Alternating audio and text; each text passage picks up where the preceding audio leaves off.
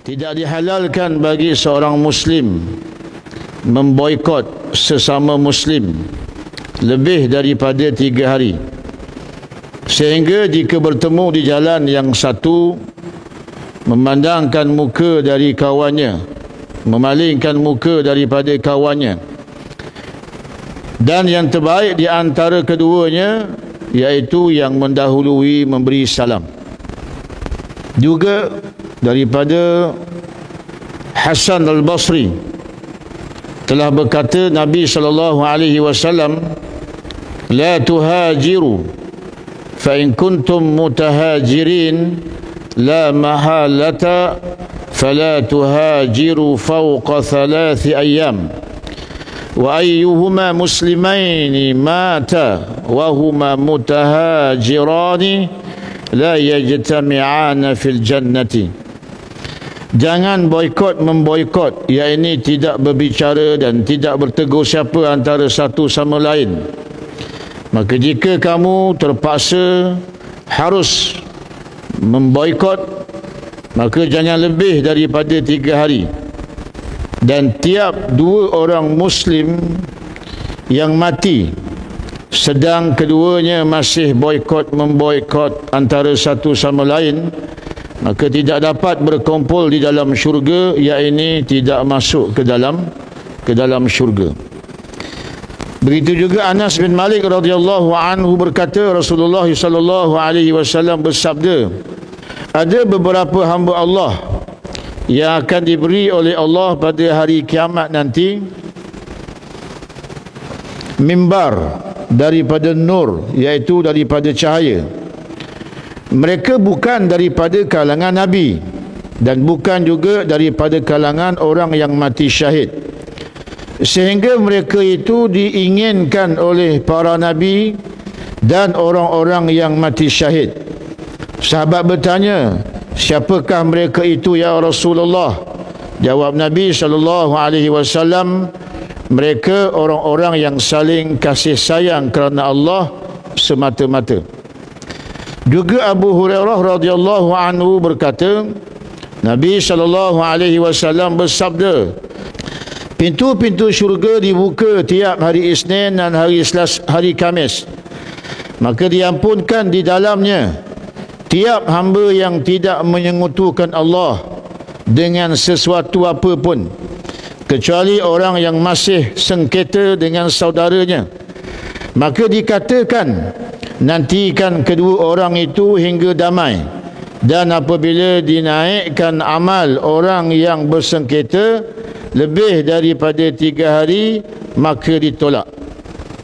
Juga daripada Abu Umamah berkata, Nabi SAW bersabda, jika pada malam nisfu min Sya'ban, maka Allah turun ke langit dunia dan melihat penduduk bumi, lalu mengampunkan semua penduduk bumi kecuali orang kafir dan orang yang sedang bersengketa, iaitu tidak akur dengan kawannya, iaitu bergaduh. Begitu juga Abu Layth As-Samarqandi menceritakan turun di sini ialah perintahnya sebagai firman Allah Subhanahu wa taala, fa'atahumullahu min haitsu lam yahtasibu, maka Allah datang kepada mereka dari arah yang tidak mereka sangka-sangka, iaitu hukum dan siksanya tiba pada orang kafir.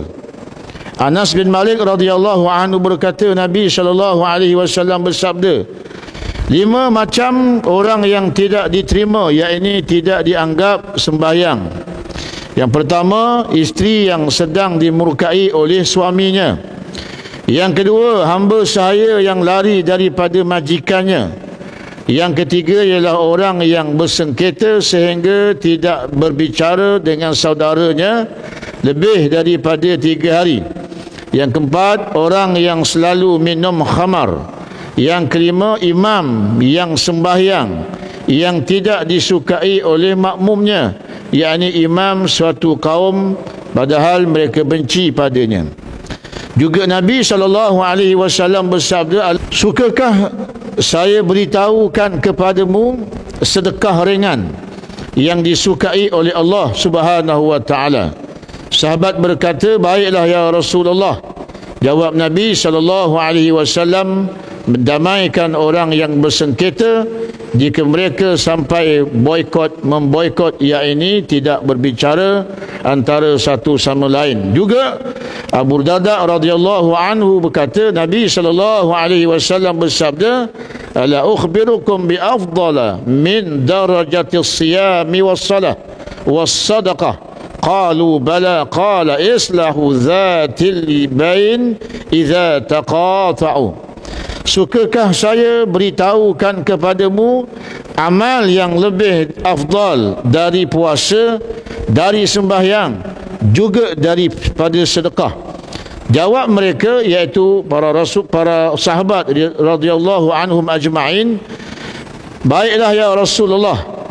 Jawab Nabi SAW, memperbaiki orang yang bersengketa jika mereka sampai memutuskan hubungan. Beberapa hadis Nabi SAW yang saya kongsikan kepada tuan-tuan dan puan-puan pada malam ini banyak menerangkan tentang orang-orang yang bergaduh di kalangan orang-orang Islam, maka hukumnya adalah berdosa. Allah Subhanahu wa taala menghukum bagi orang yang bersengketa sesama Islam, maka hukumnya adalah berdosa. Itu sebab ada hadis Nabi SAW dengan jelas menyatakan, la tadkhulul jannata man qata' atau kama qala, tidak akan masuk ke dalam syurga bagi mana-mana orang yang memutuskan tali persaudaraan sesama Islam. Namun begitu, kalau diceritakan dalam hadis Nabi SAW, di antara dua orang yang berkelahi dan apabila sampai kepada peringkat mereka bertemu memalingkan muka di antara satu sama lain, kata Nabi SAW, di antara dua tersebut, orang yang paling baik sekali di dalam Islam di sisi Allah Subhanahu wa taala ialah orang yang memulakan salam. Apabila kita bergaduh dengan seseorang dan seseorang itu adalah orang Islam, maka orang yang memulakan salam, sesi pergaduhan itu dia yang memulakan salam, maka di sisi Allah Subhanahu wa taala dialah yang paling baik. Dan apabila seseorang itu tidak terpaksa juga bergaduh, kerana kata Nabi SAW, la tuhajiru fa in kuntum mutahajirin la mahalata fala tuhajiru fawqa 3 ayyam. Kata Nabi SAW, jangan kamu pulau-memulau, memboikot di antara satu sama lain. Maka jika kamu terpaksa harus memboikot, maknanya tak ada cara lain, iaitu dengan cara kita terpaksa juga berkelahi, maka jangan lebih daripada 3 hari. Jangan lebih daripada 3 hari. Sedikit penerangan, adapun pergaduhan-pergaduhan yang berbentuk biasa, bentuk biasa, memutuskan silaturahim itu adalah haram. Memutuskan silaturahim itu adalah haram. Dia bergaduh dalam soal-soal yang tidak mencacatkan agama. Dia bergaduh dalam soal-soal yang tidak berbentuk kezaliman. Maka kalau dia memutuskan hubungan saudaranya, hukumnya adalah berdosa, haram hukum dia.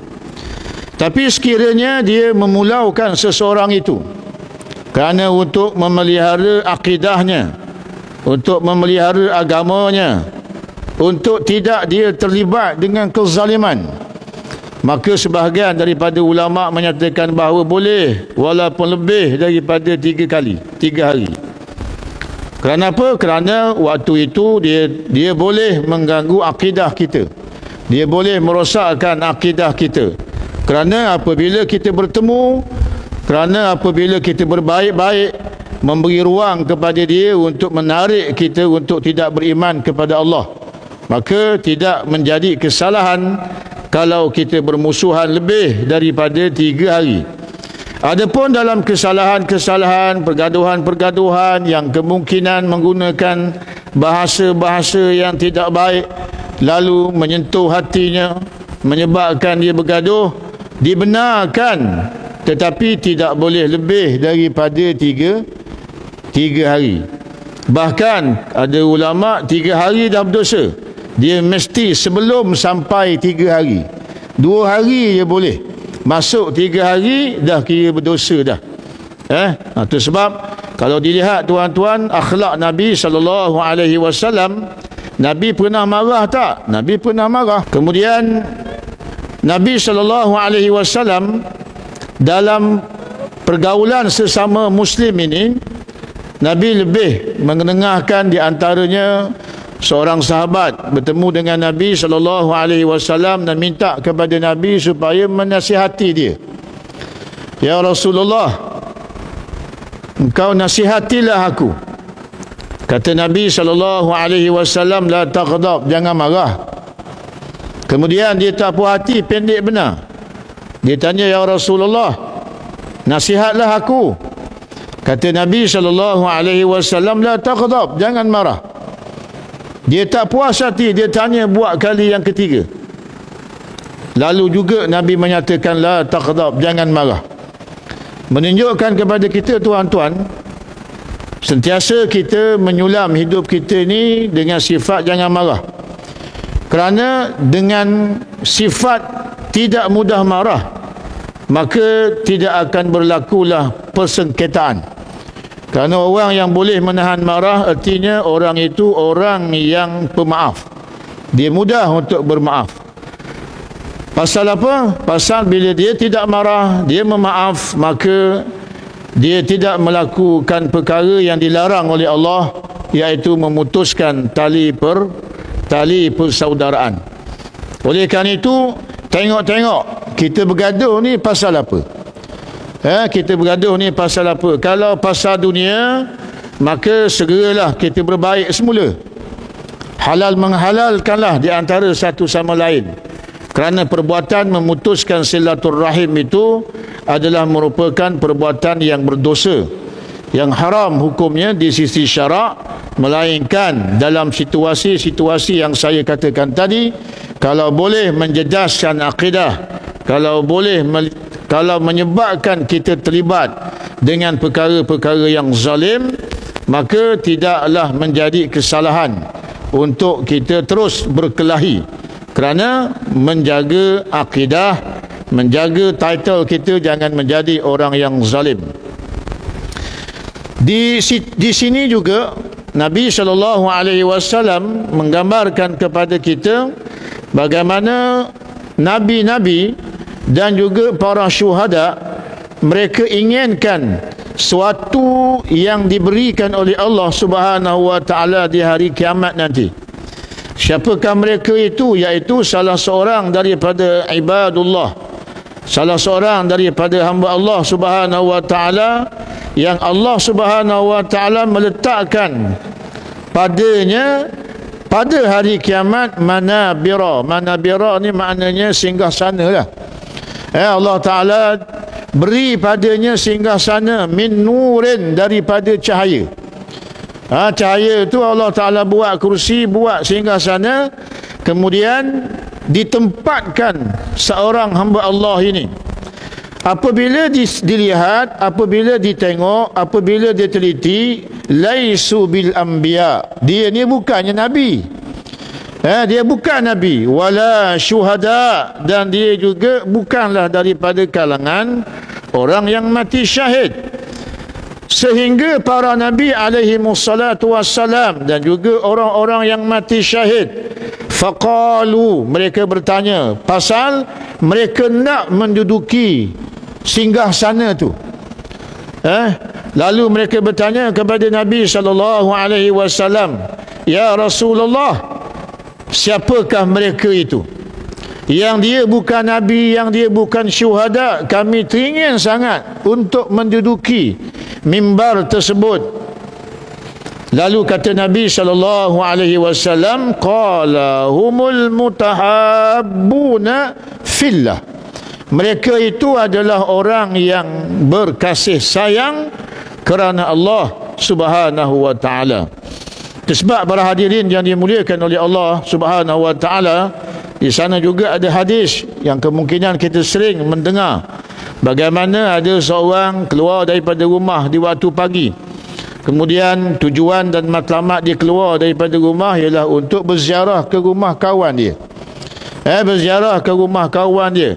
Dan tujuan dia berziarah tadi tidak ada lain melainkan untuk memupukkan kasih sayang seperti mana yang dituntut oleh agama, dituntut oleh Allah Subhanahu wa taala. Maka dia keluar daripada rumah.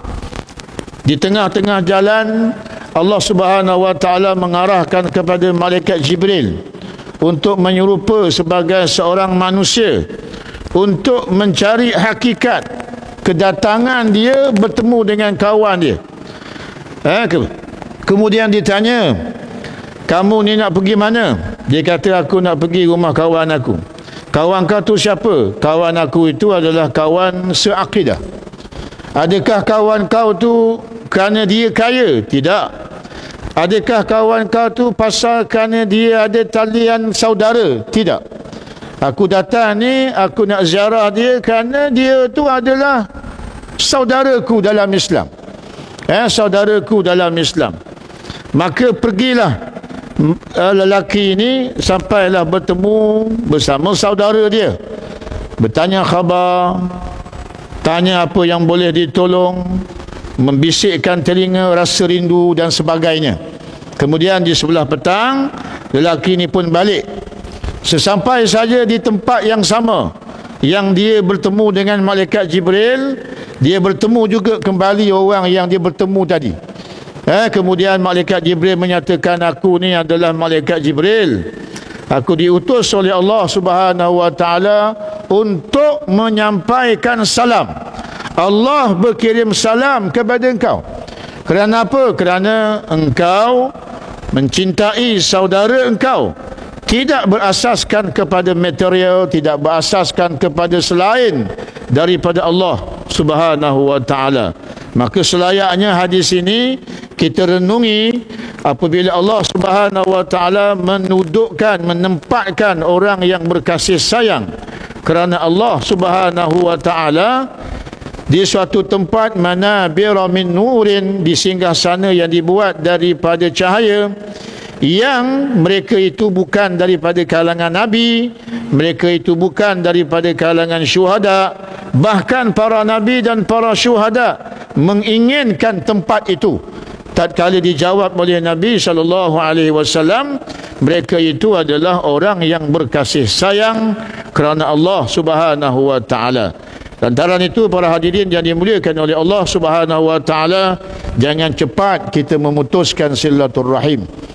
Jangan cepat kita memutuskan persaudaraan hanya dalam soal-soal yang remeh-temeh, hanya dalam soal-soal yang boleh diselesaikan dengan mudah. Kerana apa? Kerana sayangnya kita dengan orang-orang yang berkasih sayang kerana Allah Subhanahu wa taala. Juga disebutkan oleh Nabi SAW pada hari Isnin dan juga pada hari Khamis, kata Nabi, pintu-pintu syurga dibuka. Kemudian pada hari Isnin dan Khamis, Allah Subhanahu wa taala akan mengampunkan bagi setiap mereka yang meminta pengampunan selagi mana dia tidak melakukan syirik kepada Allah Subhanahu wa taala. Tidak kira sama ada dia lelaki ataupun perempuan, maka pada hari Isnin dan pada hari Khamis pintu syurga dibuka. Kemudian Allah taala menerima pengampunan bagi orang yang memohon keampunan daripada Allah selagi mana orang itu tidak terlibat dengan amalan syirik. Semua Allah taala ampun, melainkan kata Nabi SAW, illa rajulun kanat bainahu wa baina akhihi syahna'un, melainkan seorang lelaki yang bergaduh bersama dengan saudara dia, melainkan orang yang bergaduh, maka kata Allah Subhanahu wa taala, unzuru hazaini hatta yastaliha, wahai malaikat, tengok dulu, walaupun dia menangis-nangis minta maaf kepada Allah, walaupun tidak cukup dengan dia menangis pada siangnya dia berpuasa Isnin, dia berpuasa hari Khamis, di malam harinya dia menangis untuk mendapat pengampunan daripada Allah, maka doa-doa dia tadi itu diarahkan oleh Allah kepada malaikat, tengok dulu, tengok dulu orang ni, dua orang ni, pasal dia bergaduh, sehinggalah dia ini berbaik-baik. Tatkala dia berbaik-baik, maka segala amalan dan segala pengampunan yang diharapkan, maka Allah Subhanahu wa taala akan menerima. Dalam hadis ini menyatakan bahawa fa idza rufi'a amala al-mutasarim min fawqi thalathi rudda. Tengok dulu, hari pertama dia masih lagi bergaduh, tak mengapa. Hari kedua masih lagi bergaduh, masih lagi tidak mengapa. Hari ketiga masih lagi dia bergaduh, masih lagi tidak mengapa. Apabila masuk hari keempat masih lagi dia bergaduh, semua doa dan pengharapan yang dilakukan pada hari Isnin dan pada hari Khamis raddun, maka Allah Ta'ala akan tolak, tidak menerimanya. Para hadirin yang dimuliakan oleh Allah Subhanahu wa Ta'ala, lantaran itu, kalau kita nak kukuh dalam persaudaraan ni, maka ikatlah persaudaraan tadi dengan tali Allah. Jangan persaudaraan kerana harta benda. Jangan persaudaraan disebabkan kerana pangkat dan darjat. Tetapi yang akan kekal, kita berkasih sayang sebagai seorang mukmin, antara mukmin, iaitu mengikat tali persaudaraan berasaskan kepada hubbullah ataupun cinta kepada Allah Subhanahu wa taala. Saya sayang kepada seseorang atas nama Allah, yang seorang lagi pun sayang kepada saya atas nama Allah. Tuan-tuan jelas kepada kita, bila kita sayang kerana Allah, dia juga sayang kerana Allah kepada kita, maka benci dan sayang kita, dia akan melihat kepada benci dan sayang Allah. Contoh, kalau berlaku pergaduhan di antara dua tadi, siapakah yang Allah sayang? Maka walaupun dia bergaduh dalam sesuatu keadaan, sebagai contoh dalam mesyuarat, contohnya diizinkan kita bergaduh, kerana waktu itu dibenarkan untuk kita mengeluarkan pendapat, kemudian dibenarkan kepada kita untuk mematahkan pendapat dalam mesyuarat. Itu sebab sebaik saja habis mesyuarat, orang yang bijak dia akan tutup dengan tasbihul kafarah. Tasbih kafarah ni apa dia? Nak menghapuskan kalau ada kesumat hasad dalam masa kita memberikan cadangan dan seumpamanya, maka Allah Ta'ala bersihkan. Dan dengan kita membaca doa kafaratul majlis, insya-Allah dia tidak akan dibawa keluar. Pergaduhan itu tidak akan dibawa keluar. Tapi kalau tidak dibaca padanya doa majlis, kemudian tidak pula mengambil keberkatan doa kafaratul majlis, maka nanti akan timbullah suara-suara yang tidak baik daripada keputusan yang telah dibuat dalam sesebuah mesyuarat. Jadi apabila kita mengikat kasih sayang kita kerana Allah, benci kita disebabkan kerana Allah benci, maka dia akan jadi erat, dia akan jadi kuat. Tetapi kalau kita menyayangi seseorang bukan kerana Allah Subhanahu wa taala, pasti akan bergaduh. Sama juga bila kita berkahwin kerana cinta, sampai masa kita benci. Sampai masa kita benci. Tapi tak kala kita berkahwin kerana Allah, insya-Allah, walaupun setua mana pun kita, rasa hormat, rasa sayang, rasa respect kita kepada pasangan kita akan terus menerus. Walaupun telah menjangkau usia yang lanjut, mata pun tak berapa seronok tengok pasal dah tak secantik dulu, tapi tetap ada rasa penghormatan, tetap akan rasa belas kasih kepada pasangan kita, kerana kita memilih pertemuan itu berasaskan Allah Subhanahu wa taala yang dia pemilik segala perasaan. Allah lah yang memilik perasaan, lalu dilemparkan kepada kita perasaan benci, lalu dilemparkan kepada kita perasaan sayang. Lantaran itu, bila kita meletakkan pertemuan dan perpisahan kita ini kerana Allah Subhanahu wa taala, maka dia akan kekal insya-Allah dengan izin Allah taala.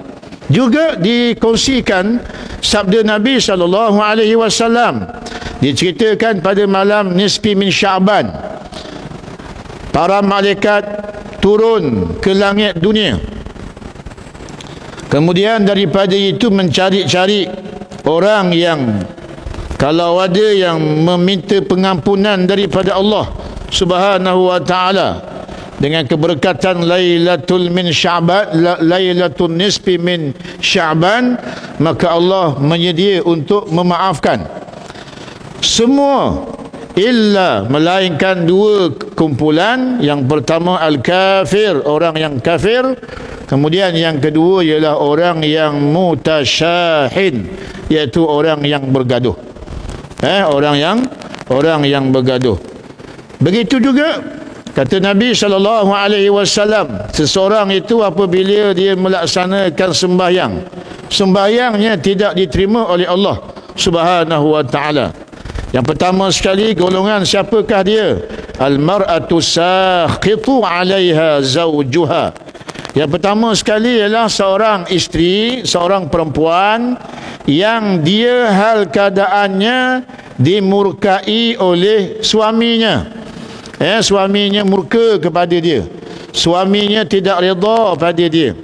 Disebabkan apa? Disebabkan ketidaktaatan dia dalam perkara-perkara yang sayugia dia taat kepada suaminya. Maka sembahyangnya Allah Ta'ala tolak. Kata para ulama, sembahyang yang ditolak di sini, yang pertama sekali ialah sembahyang sunat. Yang kedua ialah seorang hamba yang lari daripada sayyid dia.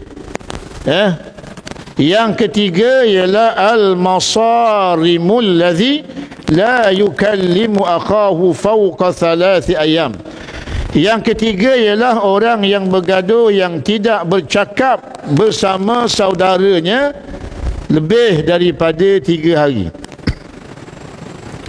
Kemudian yang keempat, wal mudminu khamri, orang yang ketagihan arak terus menerus. Dia minum arak walaupun tatkala dia normal, dia sembahyang, kemudian dia meneruskan lagi minuman arak. Orang ini tidak diterima sembahyangnya oleh Allah Subhanahu wa taala. Manakala yang kelima, iaitu seorang imam yang dia menjadi imam dalam keadaan dibenci oleh makmum. Dibenci oleh makmum. Alhamdulillah kita ada jabatan agama. Jabatan agama menggalas tugas ini. Dia melantik para imam. Maka selesailah masalah. Kerana apabila jabatan agama yang melantik, jabatan agama melantik bukannya lantikan sembrono. Ada padanya ujian. Susah juga tuan-tuan jadi imam ni.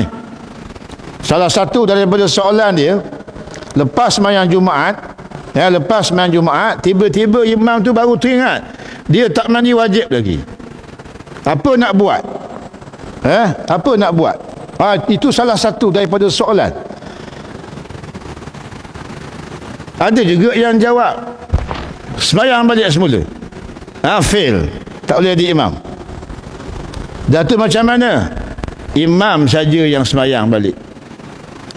Mandi balik semula, sembahyang. Sembahyang Jumaat ke? Tidak, sembahyang Zuhur lah. Sembahyang Zuhur. Itu di antara dia. Dan banyak lagi pertanyaan-pertanyaan yang diberikan kepada imam supaya menggapai pada tahap imam yang benar-benar boleh memimpin. Adapun dalam bacaan-bacaan yang terkadang-kadang kita ni lebih qari daripada qari. Dah dia tu orang Jawa, lajah Jawa, tak salah. Yang penting jangan rosak. Kalau dia kata siratal ladzina ngam rosaklah. Tapi kalau hanya sekadar sedikit saja, ada lengguk-lengguk yang agak panjang sedikit, itu tidak merosakkan sembahyang. Ala unabbiukum bi sadaqatin yasirati tahtuha yuhibbuha Allah Ta'ala. Ala unabbiukum bi sadaqatin yasirah yuhibbuha Allah Ta'ala. Qalu bala ya Rasulullah. Qala islahu dhatil bain idza taqata'u. Kata Nabi SAW, sukakah saya beritahukan kepadamu sedekah yang ringan, yang ia disukai dan dicintai oleh Allah Subhanahu wa ta'ala? Sahabat berkata, baiklah ya Rasulullah, apakah dia ya Rasulullah? Jawab Nabi SAW, mendamaikan orang yang bersengketa jika mereka sampai memboikot antara satu sama lain. Besarnya pahala orang yang mempersaudarakan dua-dua ni tengah bergaduh, kita duduk tengah-tengah mendamaikan, maka dia adalah lebih besar daripada dia adalah merupakan mendapat pahala sedekah dengan cara yang mudah. Abu Darda juga ada berkata, la ukhbirukum bi afdal min darajatis siyami was salati was sadaqah. Qalu bala. Qala islah dhatil bayn idza taqata'u. Manakala Abu Darda ada menyatakan bahawa, sukakah aku beritahu kepada kamu amal yang lebih afdal daripada puasa, yang dia lebih afdal daripada sembahyang, yang dia lebih afdal daripada sedekah? Maka sahabat pun menjawab, pasti wahai Abu Darda. Kemudian dijawab oleh Abu Darda, yaitu islahu zati al-bayn idza taqata'u, yaitu engkau memperbaiki, engkau mendamaikan orang yang bersengketa jika sampai peringkat memutuskan hubungan. Sama ada dia berbaik semula ataupun tidak, usaha kita untuk mendamaikan maka pasti diberkati oleh Allah Subhanahu wa ta'ala. Tuan-tuan, kadang-kadang ada orang bergaduh, yang sini cara dia, yang sana cara dia, tapi kita berazam untuk membaiki kedua-duanya. Namun begitu masih lagi bergaduh, tidak mengapa, teruskan usaha. Teruskan usaha. Orang yang membuat usaha ini, dia sedang mendapat nikmat rahmat daripada Allah. Dia sedang mendapat pahala yang lebih besar daripada puasa. Dia yang dapat pahala yang lebih besar daripada sembahyang, pahala yang lebih besar daripada sedekah. Kerana apa? Kerana dia sedang melakukan usaha untuk mendamaikan orang yang sedang bergaduh. Kenapa sampai ke peringkat itu hebatnya orang yang berusaha untuk mendamaikan, membaikkan di antara orang yang bergaduh? Kerana Allah Subhanahu wa ta'ala murka kepada orang yang memutuskan tali persaudaraan. Kita lihat tuan-tuan, bagaimana Allah Subhanahu wa taala berfirman menceritakan tentang hablullah, pertalian ataupun tali Allah. Di antaranya ialah ayat yang selalu kita baca, wa kuntum ala syafa hufratin. Siapa ingat ayat sebelum tu? Syafa hufratin minan nar fa anqadhakum minha. Ayat ini diturunkan kepada masyarakat Aus dan Khazraj. Masyarakat Aus dan Khazraj ketika mana sebelum datang Islam, mereka ni bergaduh. Pernah diceritakan pergaduhannya adalah disebabkan kerana terbunuhnya seekor kambing masuk dalam sebuah kebun, kemudian makan makanan ataupun makan tanaman yang ditanam. Kemudian satu lagi puak dengar dapat berita. Akhirnya kambing itu pun ditangkap dan dibunuh. Oleh kerana dia bunuh kambing, orang yang bunuh kambing dibunuh. Akhirnya bergaduh. Dalam riwayat ada menyatakan telah mencapai sampai kepada peringkat 40 sanah, 40 tahun lamanya. 40 tahun lamanya. Namun begitu, dengan takdir Allah Subhanahu wa taala, Islam terpancar ke dalam hati mereka. Lalu mereka beriman kepada Rasul dan beriman kepada Allah Subhanahu wa taala.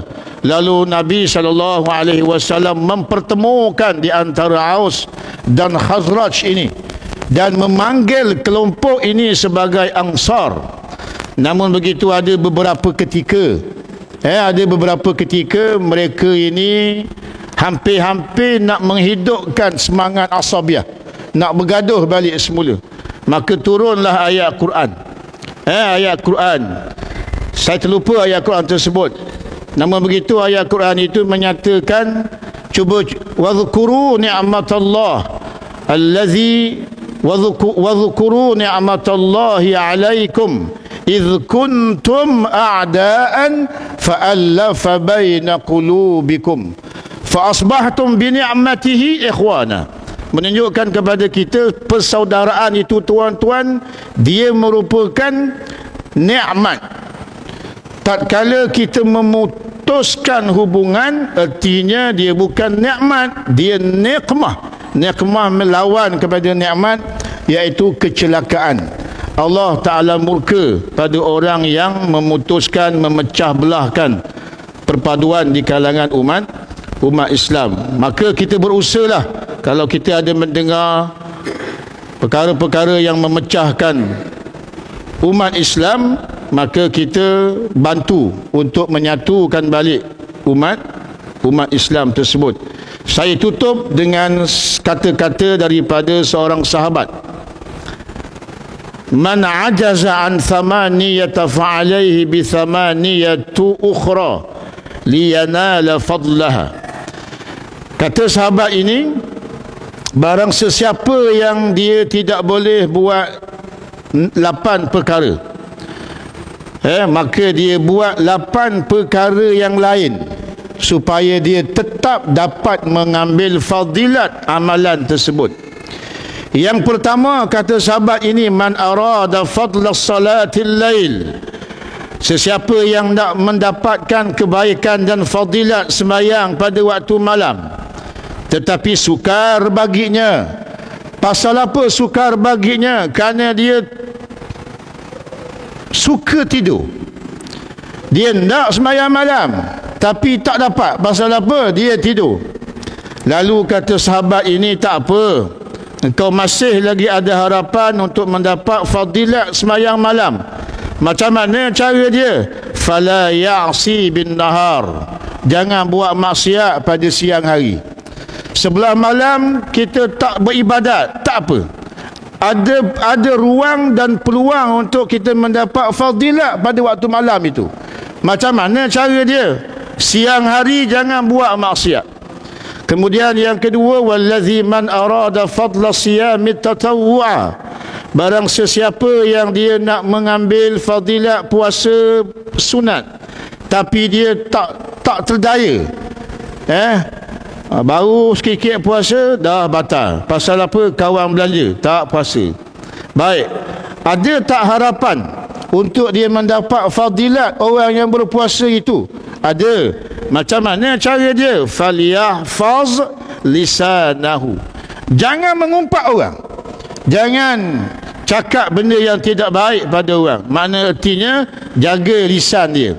Yang ketiga, barang sesiapa yang berhajat ataupun menghendaki fadilat para ulama, dia nak ambil fadilat kedudukan sebagai seorang ulama yang hebat, namun begitu tak sampai ke tahap tu.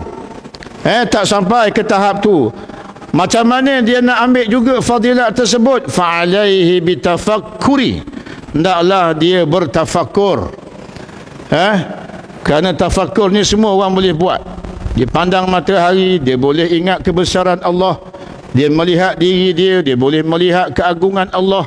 Itu salah satu daripada bentuk tafakkur.